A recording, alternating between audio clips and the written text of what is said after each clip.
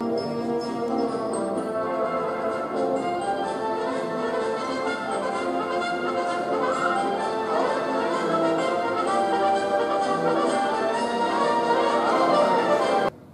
doctor Nelson Rochel Santoro, profesor universitario, abogado, economista, una persona multifacética y doctor en historia, y él nos va a dar un recuento de los distintos incidentes y finalmente de cómo se firma el Tratado de París, qué contenido tiene, qué importancia tiene eso para la situación en la que nos encontramos en este momento. Yo creo que esa es la esencia de la conferencia del doctor. Así que adelante. Compañero, Carlos. Compañeras y compañeros, yo creo que no somos muchos, voy a poder usar el micrófono homemade. Buenas tardes a todos y a todas. Qué bueno tenerlos aquí en esta tarde especial. Ustedes no saben la alegría y la felicidad que me da poder en este día de hoy compartir con ustedes el producto de como 15 años de investigación histórica en los US National Archives, Archivos Nacionales de Estados Unidos, Biblioteca del Congreso, Biblioteca del Tribunal Supremo de Estados Unidos, bibliotecas del Departamento del Interior y de la Universidad de Georgetown y George Washington. También con mi señora, la jefa del jefe, fui a la Universidad de Columbia y de Harvard, una en Boston y otra en Nueva York, a la biblioteca de la Universidad de UCLA y la de Ann Arbor, donde murió Barbosa. Y en todas esas universidades, este servidor de ustedes se ha dado a la tarea de investigar esas relaciones especiales entre Estados Unidos y Puerto Rico. Digo unas relaciones especiales porque son unas relaciones de amo y esclavo.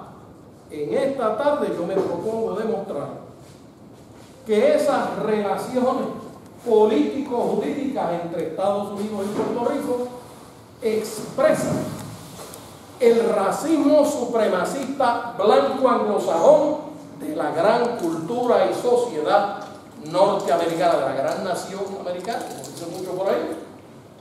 Me propongo demostrar que cuando Estados Unidos se sentó con España en el Quai d'Orsay, en París, esa madrugada del 10 de diciembre del 98, a España la pusieron de rodillas.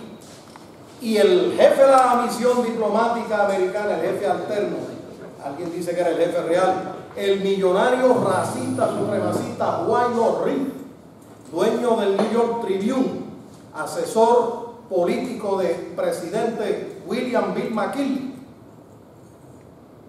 le dijo al Eugenio Montero Ríos, presidente del Senado de España, jefe de la delegación española en París, le dijo: estamos hartos de esta vaina ya. Llevamos 2 meses aquí negociando. Ustedes, los españoles, firmen el tratado. Es más, mira, para que no les duela tanto, 20 millones de pesos para ustedes ahí. Para que no les duela tanto, una especie de lubricante para que España no sufriera muchísimo o sufriera menos de lo que estaba sufriendo. Pues España no quería ceder ni entregar España no quería entregar Mindanao y Luzón, las Islas Filipinas, no quería entregar a Cuba por nada del mundo, tampoco quería ceder a Puerto Rico. Y esto se lo planteo a ustedes porque hay una opinión prevaleciente en estadistas populares e independentistas que España nos quería ceder a nosotros, porque cuando uno lee el texto del Tratado de París, el artículo 2 que dice: España cede a los Estados Unidos de América la isla de Puerto Rico, la isla, el archipiélago de las Ladrones, la isla de Guam y las Islas Filipinas. A Cuba no la estaban cediendo porque Cuba tenía una deuda pública brutal, y entonces los Estados Unidos se dieron cuenta, bien Jaime ahí bien listo, que si ellos se anexaban a Cuba como estaban haciendo con Cuba, Filipinas y Puerto Rico, ¿saben qué le iba a pasar legalmente hablando? Le iba a caer encima la deuda pública de la colonia del gobierno colonial cubano. Y para evitar que esa deuda le cayera a ellos como nuevos amos de ese gran imperio insular colonial, se inventaron el truco de exigirle a España, eso está en el artículo primero, ¿tú lo viste? Yo vimos eso, en el artículo A, reconozco la presencia del ingeniero Eugenio Vicente, ese campeón, me equivocó de profesión, yo digo, debió haber sido abogado, no era ingeniero, ha hecho investigaciones conmigo, y aquí tengo al licenciado Armando Rivera Carretero, historiador también, que está sacando doctorado. Oigan, y hemos descubierto un montón de cosas que nunca nos las enseñaron a los estudiantes puertorriqueños en ninguno de los recintos universitarios. Entonces esto no lo sabe el movimiento independentista, tampoco el movimiento estadista. Esto, y los populares, nuestros hermanos populares, ni se tienen la más miserable idea de lo que nos han hecho a nosotros en ese Tratado de París. Mi gente, nos trataron como esclavos, así mismo, como esclavos. Y alguien me dice, oh Dios mío, ¿cómo vas a hacer esa afirmación? Uy, ¿qué va a decir la gente? Pues ¿saben qué? Yo me paro donde me tenga que parar, en el Supremo de Puerto Rico, en el Supremo de Estados Unidos, voy al Congreso de Estados Unidos y me digo, ustedes nos trataron como esclavos. Entonces yo, como profesional boricua, orgulloso puertorriqueño, con vergüenza y dignidad, le iría a exigir al Congreso de Estados Unidos que dejen de tratarnos como esclavos. Aquí tienen la estadidad, tienen la independencia y la libre asociación, resolución 1541, Romano 15 de la Asamblea General de las Naciones Unidas, que cumplan con la 1541 y también con la 1514, que exige la transferencia de poderes de la metrópoli imperial a la posesión colonial, para que esa posesión colonial quede jurídicamente habilitada con personalidad legal internacional para empezar a negociar la salida de la condición esclavista colonial para una de plenitud de gobierno propio. ¿Estamos claros de eso? Y quiero decir, y en esto el ingeniero Vicente tiene razón, a nosotros nos descarrilaron de la descolonización con la resolución 748, Romano 8, del 27 de noviembre del 53. Nos sacaron de la lista de países coloniales y nos dejaron afuera. ¿Y saben qué? Eso técnicamente nos descarriló de la cuestión de la descolonización. Entonces, ¿qué vamos a hacer los boricuas de conciencia? Nos vamos a chupar ese engaño que practicó el gobierno de Estados Unidos. Engaño ante la Asamblea General, ante la opinión pública americana, ante la opinión pública de Puerto Rico. Aquí los americanos engañaron a medio mundo, excepto la delegación independentista del PIB de Vicente y el Polanco, la delegación del PIB, la delegación de la India, la de México y otros países que no se dejaron someter por parte de Estados Unidos. Lo que usted dijo que engañaron a medio mundo, engañaron al mundo de ustedes. Que a esta colonia que se llama el Estado Libre Asociado la vuelvan a colocar en la lista de países que no han alcanzado la plenitud del gobierno propio. Eso hay que hacerlo, gente, porque si no, no entramos en proceso alguno de descolonización, que no se puede entender por qué estamos esclavizados bajo la ley federal promesa hoy, si no conocemos qué pasó en el Tratado de París en esa mañana madrugada del 10 de diciembre del 98.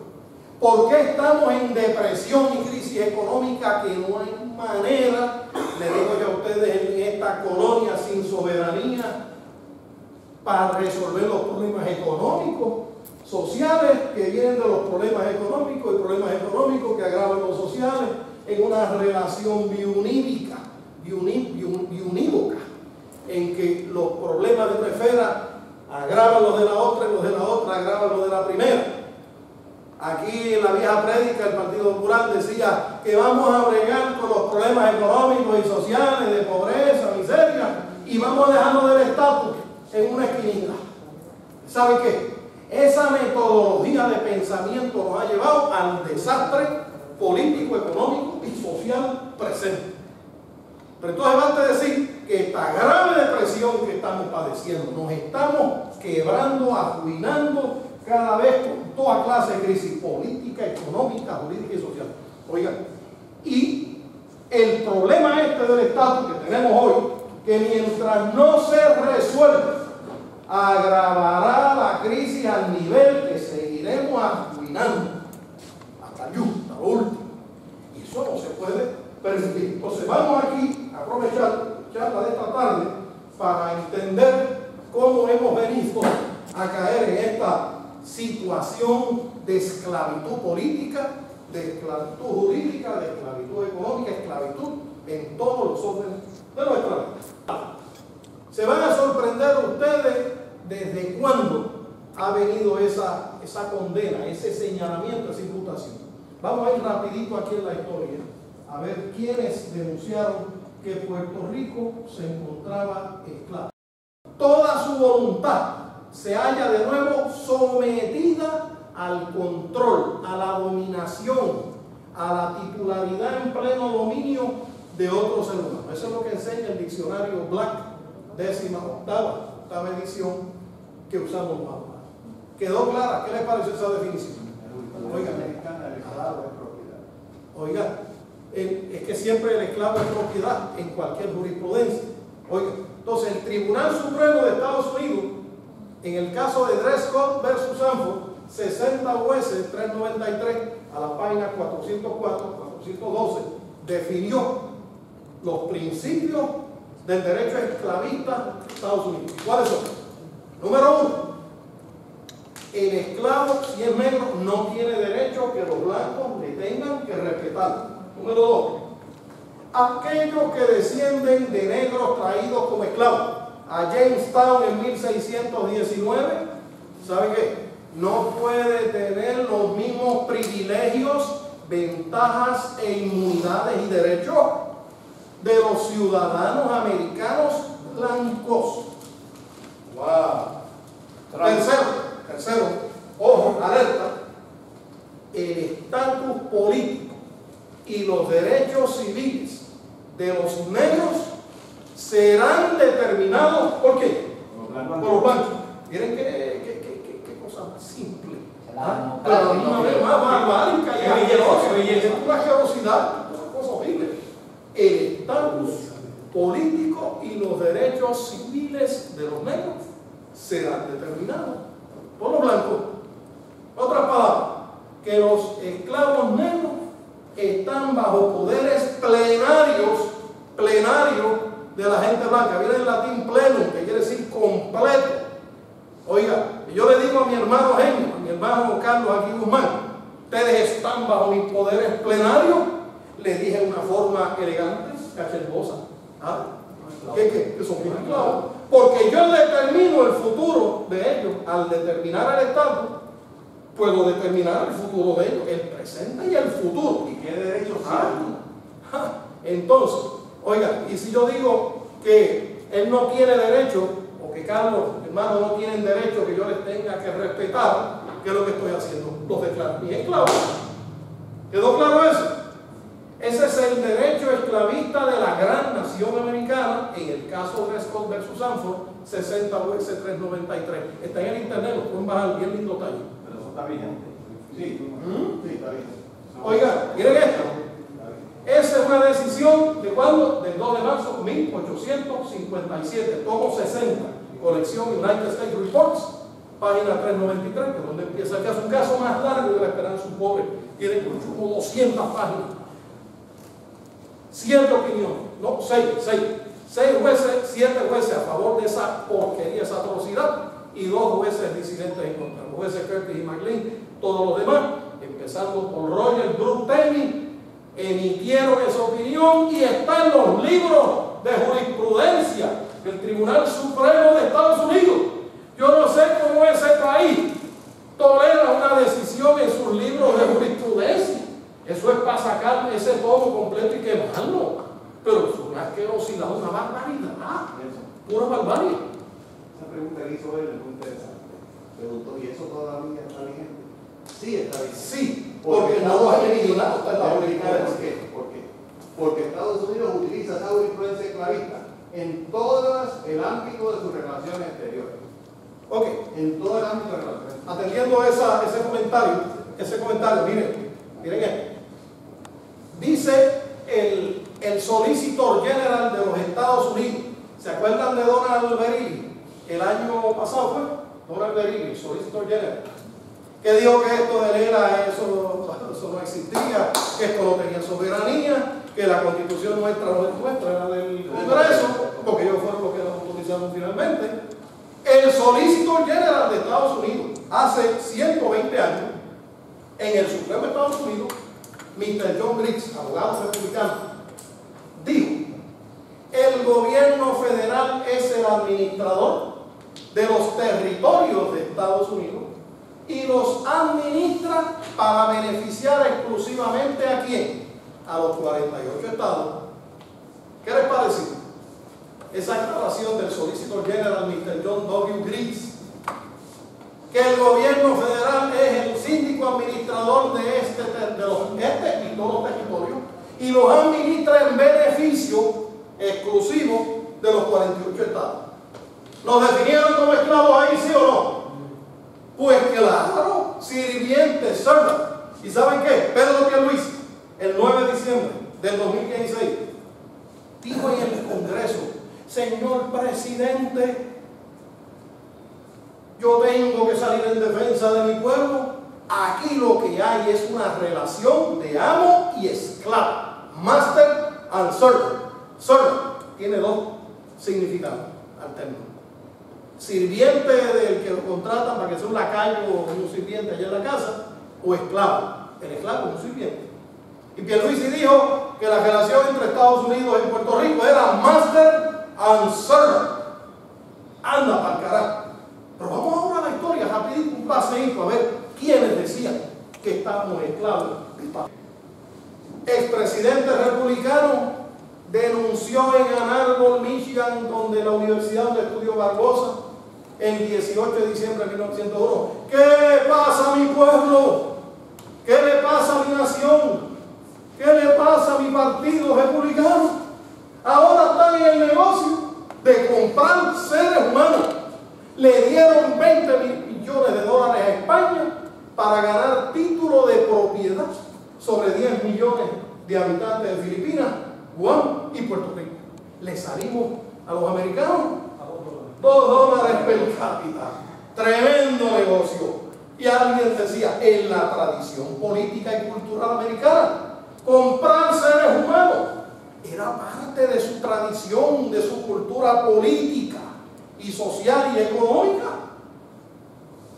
Este negro vale cuánto, tiene vale tanto. Y los americanos eran los que estaban en el tráfico esclavista de América del Norte a África, de África a América, comprando y vendiendo esclavos. Se llevaban las mieles de Cuba, Santo Domingo y Puerto Rico. Hacían 400 marcas de rones allá en el este de Estados Unidos.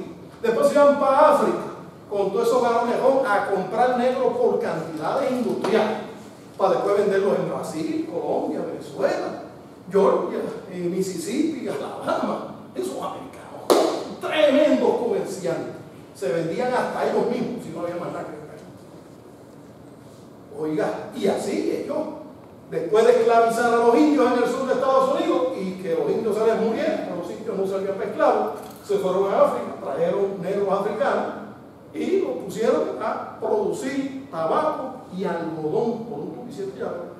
Y aquí a los esclavos los trajeron para la caña y 2 o 3 negocios por ahí, para todos los trapiches de caña de Colombia, Venezuela, etcétera, etcétera. Los negros eran unos titanes allá y resistían lo que no resistían. En Ann Arbor, Michigan, donde se hizo esa declaración, ¿quién es que boricua estudia en esa universidad? José Celso Barbosa. ¿Y saben por qué pudo estudiar allí? Porque tenía un programa segregado de indios y de negros, el Professional Color, Negro and Indian Academic Program. Y por eso él pudo matricularse, porque fue a la Universidad de Columbia, lo mandaron para las páginas, ustedes saben de dónde, y dijeron, we don't cater to niggers here, y por eso se tuvo que ir a Michigan, y en la Universidad de Ann Arbor. allí se hizo médico con unas notas excelentes, ¿sabes? Se Barbosa era un titán. Que él se sometiera al discrimen y era de los que creían que los negros no podían impresionar mucho a los blancos exigiéndole derechos. Él se matriculó en la escuela de Booker T. Washington, que eran negros medio boca abajo, lacayo y sometidos. La esposa cometió ese error, aunque era un titán, un brillante, inteligente, no captó dónde se estaba metiendo. Oigan, a diferencia de W. Du Bois, que era un líder negro que decía que aquí primero vienen los derechos y la igualdad, y después hablamos y negociamos todo lo demás. Pero la cosa no estaba en el segundo, estaba en Pero por lo menos no movimiento estaba del el filo del machete como maceta. En esos días el gran patriota, como que Dios lo tenga en la gloria, el titán de bronce Antonio Maceo Grajales, le preguntaron: mire, usted no va a trabajar, a luchar por los derechos con España. Y dijo: de los derechos aquí se discuten con el filo del machete. Y el millonario dueño del periódico racista republicano de Nueva York, Wayne Reed, ¿ok? Oigan, dispusieron que la Constitución de Estados Unidos no se nos iba a extender para que el Congreso tuviera poder plenario, absoluto, para disponer de nosotros como ellos les diera la gana, para vendernos, cedernos, negociarnos, alquilarnos, regalarnos, para disponer de nosotros como les diera la gana, porque eso era lo que ellos querían amarrar y asegurar en el articulado del Tratado de París. ¿Está claro eso? ¿Ven esa voluntad racista, esclavista del white supremacy, compañeros? Esta es una pregunta. En estos momentos, Pero lo importante es que no se nos extendía la Constitución, porque en las escuelas de leyes de Estados Unidos imperaba la filosofía etnojurídica del derecho, que quería decir que cada raza, cada pueblo tenía que tener su reglamento, sus leyes y sus constituciones. Y como en ese momento histórico, la gran constitución de la gran nación americana era la expresión jurídica de la raza blanca anglosajona. ¿Saben qué? No se la podían dar. ¿A quién? A negros, la letanía, negros, mulatos, indios y mestizos, tagalos y gorrotes, malayos y chinos, y negritos y boricuas. No nos podían dar esa gran constitución. Y vieron que Foraker, ¿qué hizo Foraker? Dijo que no se nos entendía esa constitución.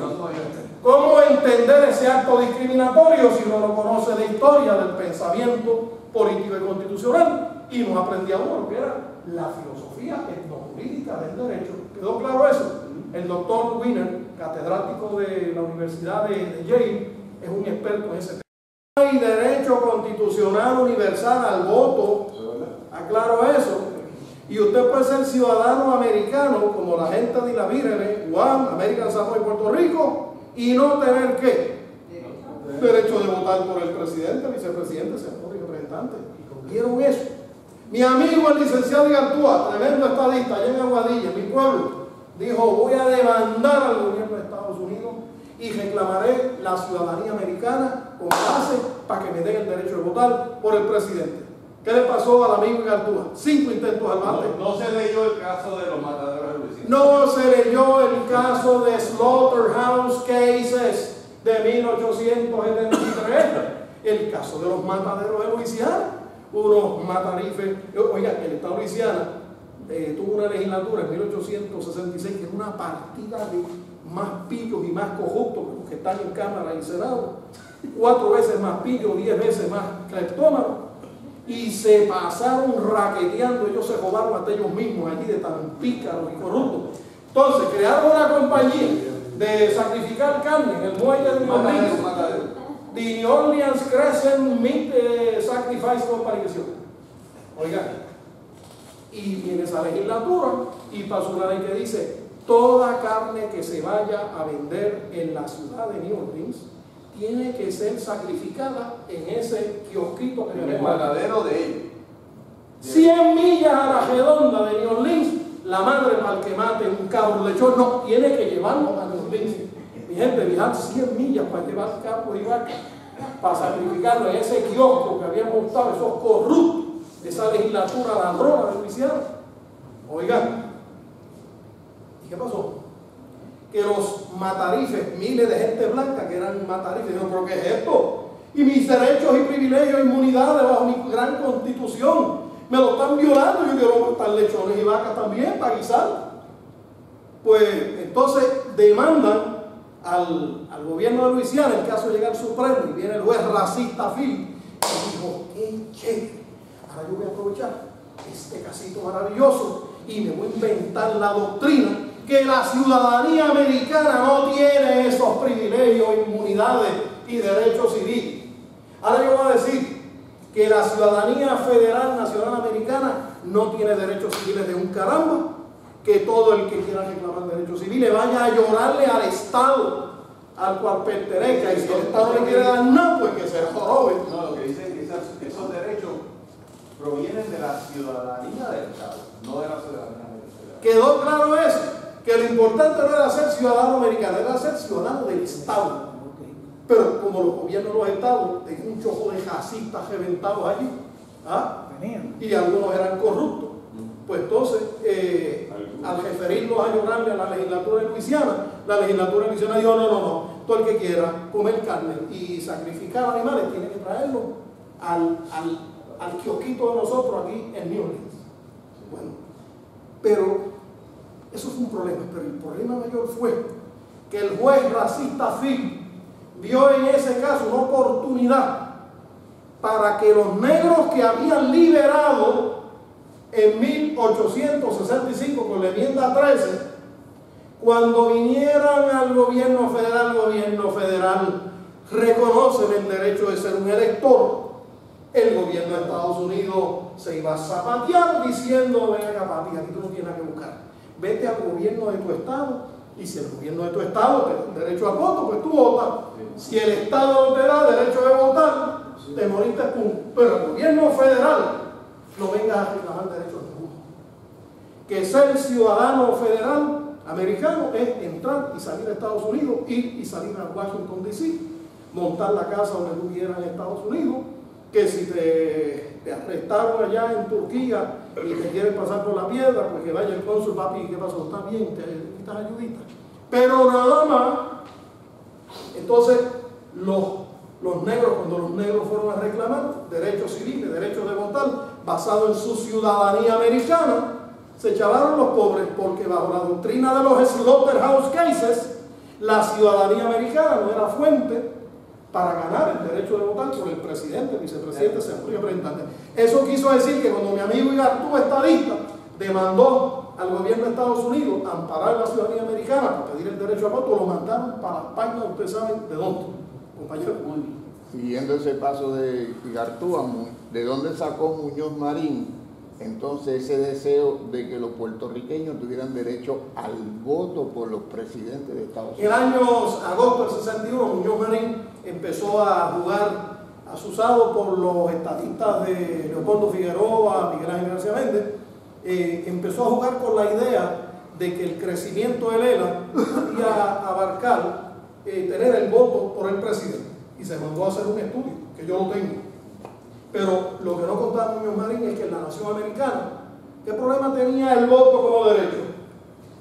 Que desde 1873, en el caso Minor versus Happersett, el Supremo de Estados Unidos dijo que el voto no era, que la Constitución americana no le garantizaba el voto a nadie, to no one, que eso había que llorarlo a la legislatura del Estado.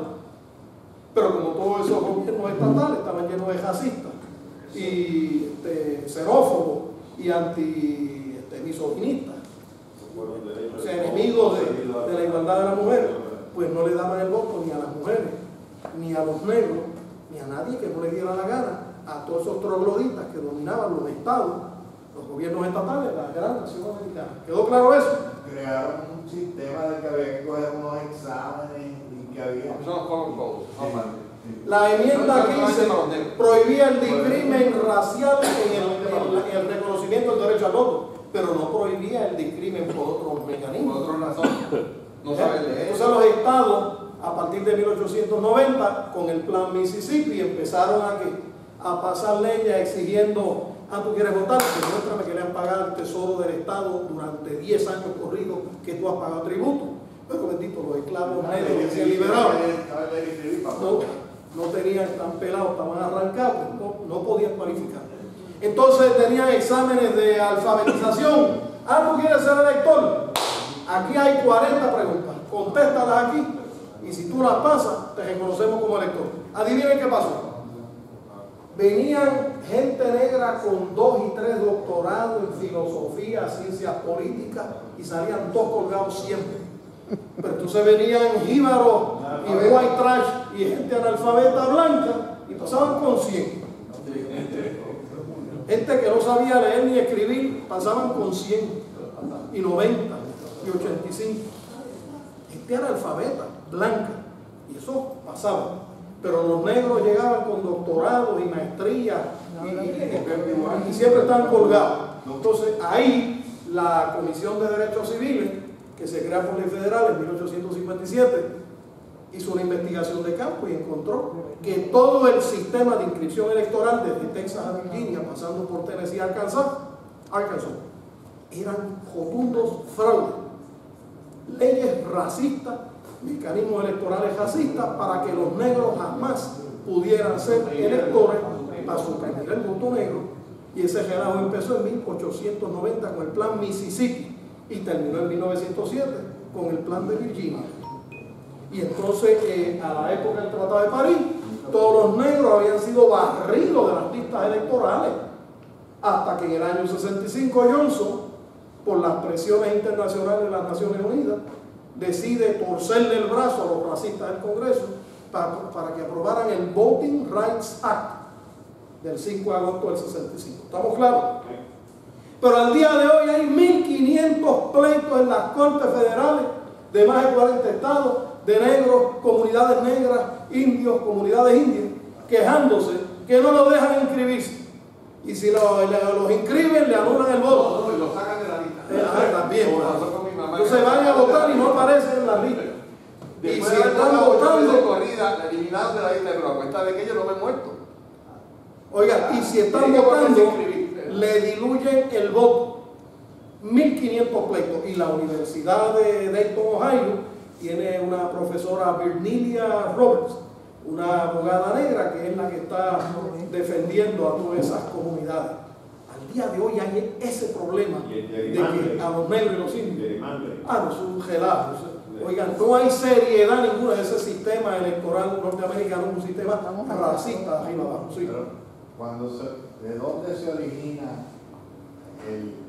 que una vez que se analizan los papeles de la Constitución y los borradores, etcétera, de que los que no somos blancos, anglosajones y protestantes somos 3/5 human and 2/5 animal? Ok, en esa Constitución de 1787, que finalmente termina siendo ratificada en 1789 para crear el primer gobierno federal que lo preside George Washington, se había dispuesto que los negros esclavos contarían como ¿cómo era la cosa? Cada esclavo negro equivaldría a 3/4 partes de un ser humano. Por color de la piel y por raza y condición previa de servidumbre. ¿Qué les parece a ustedes eso? Por más de 100 años. ¿Y saben qué? Un amigo que tenemos, que es un abogado rico de Texas, los padres tienen una clínica ahí en San Tomás, se fue a registrar a votar y dijeron, papi, ¿por qué no puedes votar en las Virgenes? Le digo, ¿pero qué es esto? Yo soy un blanco de Texas. Toda la vida he vivido allá en Texas, en Carolina del Norte, y vengo a ejercer mi derecho de voto ausente, como lo ejercitaba en Francia, Alemania, Italia, donde he vivido con mis padres, todos de Texas, blancos colorados de Texas. Y entonces siempre hemos votado ausente en Alemania, Francia, Italia. Pero entonces venimos a una posesión americana colonial aquí en Islas Vírgenes y perdimos el derecho al voto.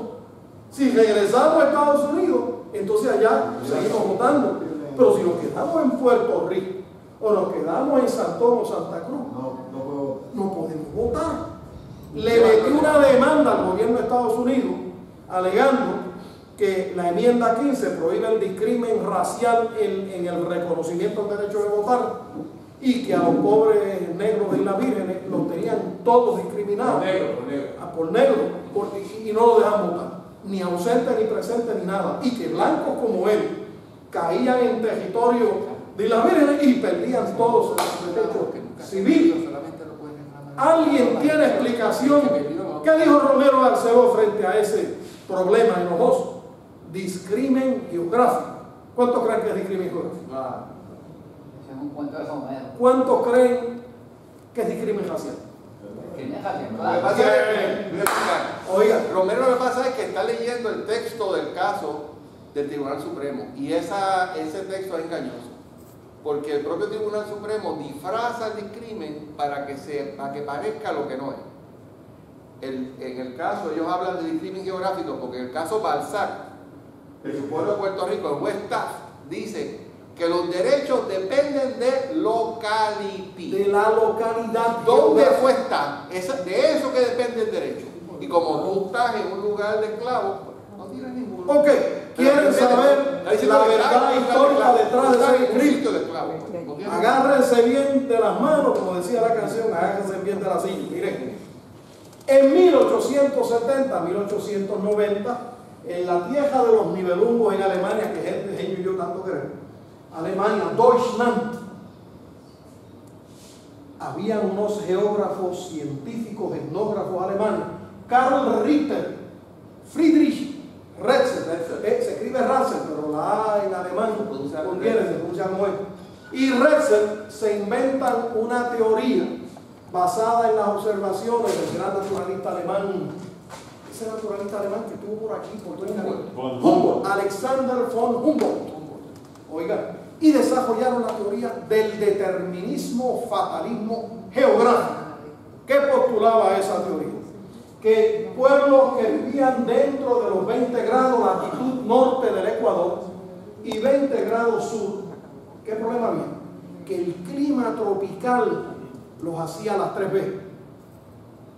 Por no usar una palabra vulgar, lujuriosos y pecaminosos, vagos y holgazanes, brutos y torpes mentalmente. El calor tropical hacía degenerar.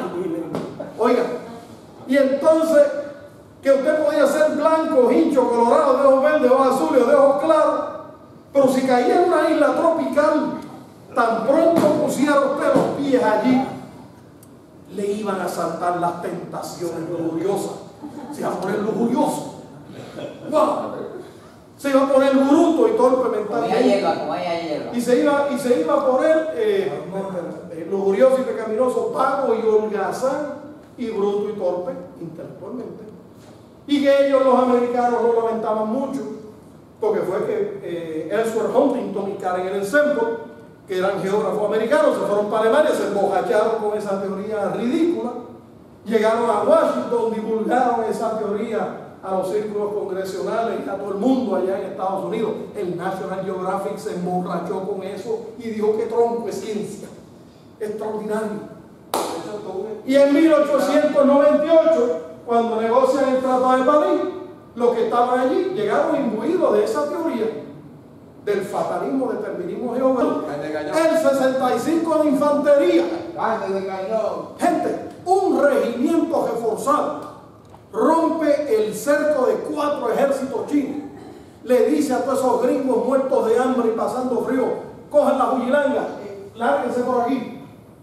Entonces los infantes de marina pudieron salir cogiendo, empezaron a escapar hacia el puerto de Hunan, que allí los iban a recoger.